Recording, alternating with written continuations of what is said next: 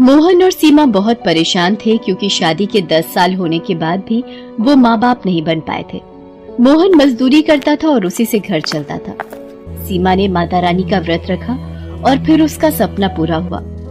मोहन और सीमा को एक बेटा हुआ और उसका नाम मोनू रखा। देखो जी, हमारा बेटा कितना खूबसूरत है। वो तो होगा ही, मुझ पर जो गया है। वो दोनों बहुत खुश हैं। मोहन एक दिन काम से लौटते वक्त मोनू के लिए एक लॉकेट खरीद कर लाया।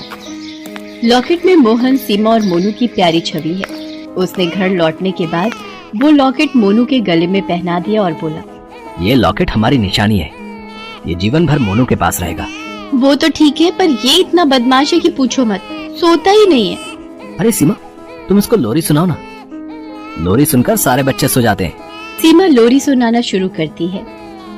लल्ला लल्ला लोरी, दूध की कटोरी, दूध में बताशा, मुन्ना करे तमाशा।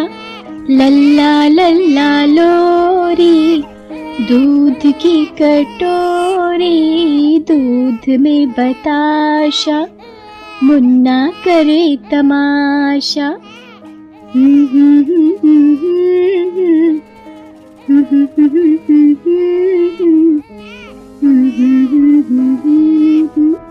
मुन्ना करे तमाशा।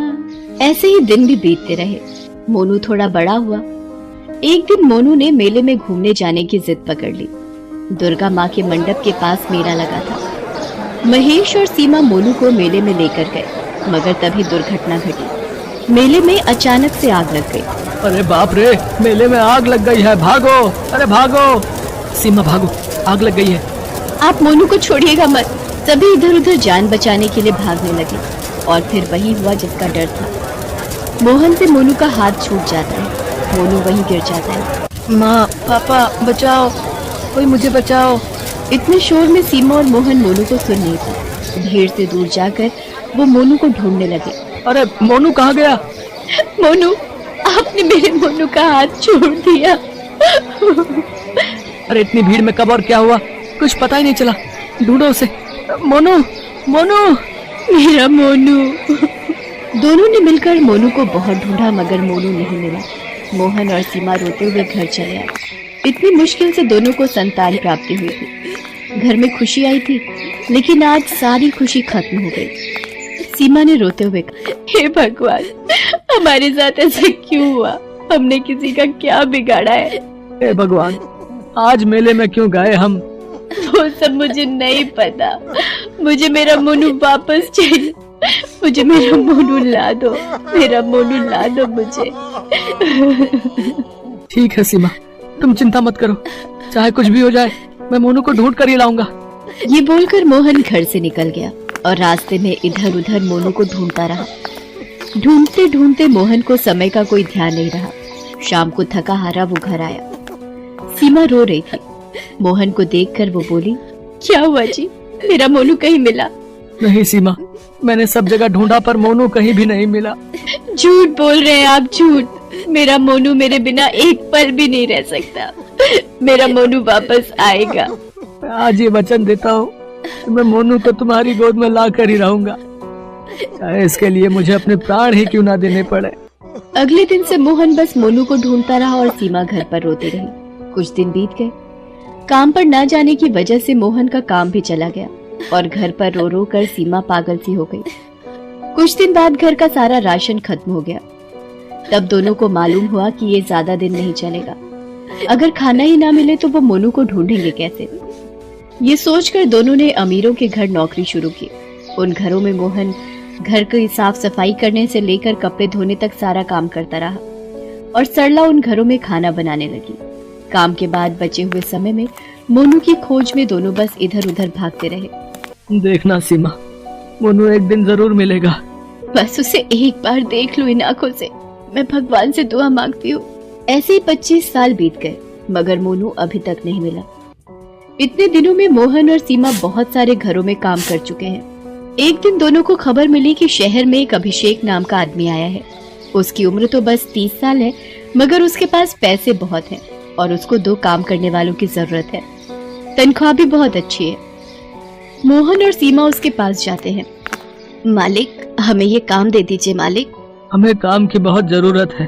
हाँ, तुम दोनों काम कर पाओगे क्या? इतनी उम्र जो हो गई है। अभिषेक की पत्नी का नाम ऋतु है। ऋतु वहाँ पर आ जाती है और कहती है, ये दोनों बूढ़ा बूढ़ी किसी काम के नहीं, भगा दो इन दोनों को।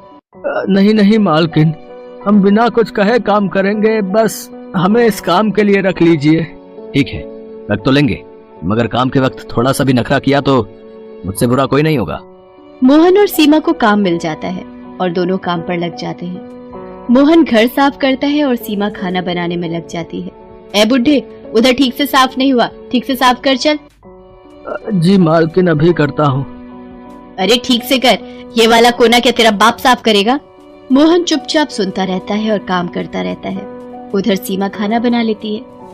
अभिषेक और ऋतु दोनों खाने के लिए बैठते हैं। सीमा दोनों को खाना देती है और चुपचाप पास में खड़ी रहती है। अभिषेक पहला निवाला लेता है और कहीं खो जाता है। अरे ये क्या हुआ अभिषेक? क्या हुआ मालिक? खाना अच्छा नहीं बना है क्या? नहीं नहीं, वो बात नहीं है, ये स्वाद बहुत जाना पहचाना सा लग रहा है। जाना पहचाना? ये कैसे हो सकता है? सीमा ने तो पहली बार खाना बनाया है इस घर में। हाँ वो बात तो है, पता नहीं, ये मेरा भ्रम हो सकता है। दोनों खाना खा लेते हैं, लेकिन तभी मोहन गलती से कांच का बर्तन जमीन पर गिरा देता है और वो टूट जाता है। ऋतु बहुत गुस्सा हो जाती है। अरे ये क्या कर दिया इस बूढ़े ने, इतना महंगा बर्तन तोड़ दिया। माफ करना मालकिन, गलती हो गई। गलती? इस घर में गलती की कोई माफी नहीं है। तभी अभिषेक एक छड़ी लाता है और मोहन को मारने लगता है। सीमा भाग कर आती है और अभिषेक के पैर पकड़ लेती है। माफ कर दीजिए मालिक, इनकी तबीयत ठीक नहीं है। लो बहाना शुरू, मैंने तभी बोला था कि इन दोनों को निकाल दो, अब भुगतो। आप मुझे मारिए मालिक, लेकिन इन्हें छोड़ दीजिए। हाँ तुझे भी मारूंगी, मार खाने का बहुत शौक चढ़ा है ना तुझे। ऋतु तभी एक छड़ी लाती है और सीमा को मारने लगती है। दोनों चिल्लाते हैं। मारने के बाद अभिषेक और ऋतु अपने कमरे में चले जाते हैं। रात में सीमा और मोहन रसोई में सो रहे होते हैं। तभी वो सुनते हैं कि रात को अभिषेक अपने कमरे में चिल्ला रहा है, माँ मुझे ले चल। माँ मालिक ऐसे क्यों चिल्ला रहे हैं?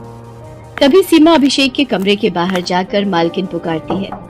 तभी ऋतु दरवाजा खोलती है और कहती है, क्या हुआ इतनी रात को? मालिक चिल्ला रहे हैं, सुनकर रह नहीं पाई। अभिषेक को बीमारी है, उसको कभी कभी नींद नहीं आती, तब वो ऐसे ही चिल्लाता है। मैं कोशिश करके देखूं, तू क्या करेगी? लोरी सुनाऊंगी, लोरी से सभी सो जाते हैं। सीमा अभिषेक के पास जाती है और लोरी सुनाती है। लल्ला लल्ला लोरी, दूध की कटोरी, दूध में बताशा, मुन्ना करे तमाशा। लल्ला लल्ला लोरी, दूध की कटोरी, दूध में बताशा, मुन्ना करे तमाशा।